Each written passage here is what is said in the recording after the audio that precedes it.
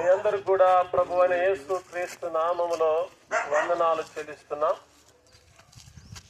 అయ్యా, ఈ ప్రాంతాన్ని ప్రేమించి అభిమానించి ఒక మంచి వార్త, శుభవార్త, మహా సంతోషకరమైన వార్త వినిపించడానికి మేము వచ్చాం.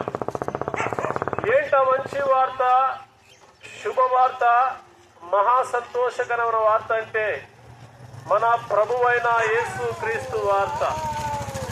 యేసు క్రీస్తు వారు ఎవరంటే, అమ్మాయా, ఈ కంటికి కనబడుతున్న భూమిని, ఆకాశములను, సూర్యుని, చంద్రుని, నక్షత్రాలను, ఈ సర్వ సృష్టిని కూడా యేసు క్రీస్తు వారే కలుగు చేశాడని, ఈ కలిగిన సృష్టి యావత్తు కూడా యేసు క్రీస్తు వారు లేదే కలగలేదని పరిశుద్ధ గ్రంథమైన బైబిల్ చెప్తుంది.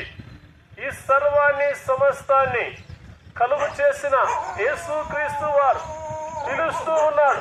ప్రయాసపడి పాప భారము మోస్తున్న సమస్త జనులారా, మీరు నా ఎద్దకు రండి, నేను మీకు శాంతినిస్తాను, సమాధానం ఇస్తాను, పాప క్షమాపణ ఇస్తాను, దాంతో పాటు పరలోకమైన వైకుంఠం ఇస్తానని పిలుస్తున్నాడు. అమ్మాయ్యా, ఏ భేదము లేదక్క, ఏ భేదము లేదన్నా, అందరూ కూడా పాపము చేసి దేవుడిచ్చే మహిమను పొందలేకపోతున్నారని పరిశుద్ధ గ్రంథమైన బైబిల్ చెప్తుంది. మనమందరూ కూడా పాపము దారే పుట్టామని, ఒకవేళ పాపము లేదు అనుకుంటే మనమే మోసము చేసుకుంటామని కూడా పరిశుద్ధ గ్రంథమైన బైబిల్ చెప్తుంది. ఏలయనగా పాపము ద్వారా వచ్చే జీతం ఏదంటే నరకము. అదొక భయంకరమైన అగ్నిగుండం. అగ్ని ఆరిపోదు, అందులో పడిన పాపాత్ముడు చనిపోడు. ఒకవేళ ఇక్కడ మనకు వ్యాధి బాధలు వస్తే, ఇరికి ఇబ్బందులు వస్తే ఎవరో ఒకవేళ విడిపించవచ్చు. కానీ అమ్మాయ్యా, ఆ నరకములోకి పడితే మన అధికారులు, నాయకులు, మన అన్నదమ్ములు, రక్త సంబంధికులు కూడా, మన స్నేహితులు కూడా ఆ నరకమును విడిపించే నాథుడే లేడు. కనుక ఆ నరకమును విడిపించాలని యేసు క్రీస్తు వారు ఈ లోకాన్ని ఎంతో ప్రేమించి పరలోకమునుడు భూలోకానికి శరీరధారిగా వచ్చాడు. ఆయన కళ్ళు లేని వారికి కళ్ళు ఇచ్చాడు, కుంటి వారికి, మూగు వారికి, చెవిటి వారికి సకల రోగులను బాగు చేశాడు, దయ్యాలు పట్టిన వారిని విడిపించాడు, చనిపోయిన వారిని తిరిగి లేపాడు. అలాగే 5 రెట్లు కొన్ని చేపలను ఆశీర్వదిస్తే 5,000 మంది తిని 12 గంపలు మిగిలాయి. 7 రెట్లు కొన్ని చేపలను ఆశీర్వదిస్తే 4,000 మంది తినగా 7 గంపలు మిగిలాయి. ఇలా చెప్పుకుంటూ పోతే ఎన్నో ఆశ్చర్యాలు చేశాడు ఆయన. అంత మాత్రమే కాదు గాని తాగే నీటిని ద్రాక్షరసంగా మార్చాడు, నీళ్ల మీద నడిచాడు, గాలి సముద్రాన్ని గద్దించాడు.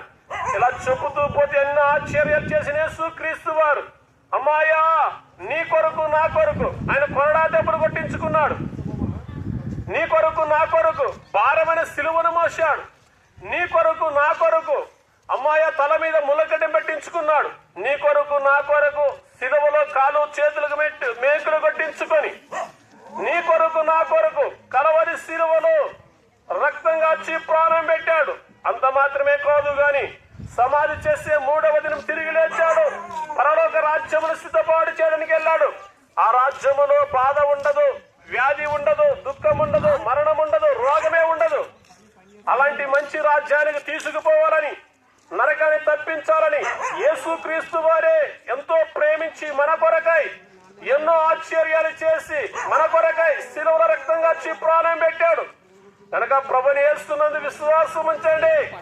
యేసు క్రీస్తు వారే సర్వాన్ని సృష్టించాడని, యేసు క్రీస్తు వారు ఎన్నో ఆశ్చర్యాలు చేశాడని, యేసు క్రీస్తు వారే మా కొరకై శిలువల రక్తంగా వచ్చి ప్రాణం పెట్టాడని, యేసు క్రీస్తు వారే దారే పాప క్షమాపణని, యేసును నమ్ముకుంటే పరలోకమని, యేసును నమ్ముకొని చనిపోతే మరణము లేని లోకానికి, పరలోకమైన వైకుంఠానికి పోతామని ప్రభుని యేసునందు విశ్వాసం ఉంచితే అప్పుడు మీరును మీ ఇంటి వారును గొప్ప ఆత్మరక్షణ పొందుతారు. దేవుడు సువార్తను దీవించును గాక.